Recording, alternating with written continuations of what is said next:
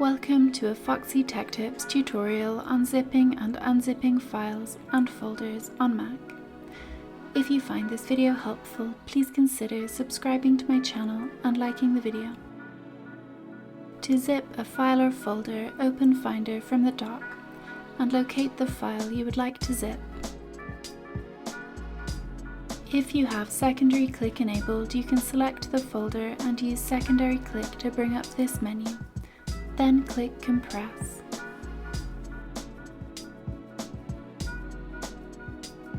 If you don't have secondary click enabled, you can hold the Control key on your keyboard while you click to open this menu.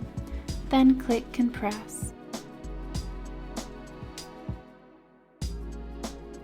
You can also select the file and then click File from the menu at the top left of the screen.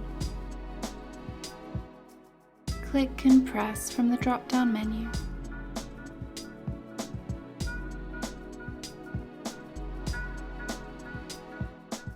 The file will be zipped and will be named the file's name followed by .zip. To unzip the file, simply double-click it and it will decompress. And that draws an end to this tutorial. Please like the video if you found it helpful and subscribe to Foxy Tech Tips for more Mac tips and tricks.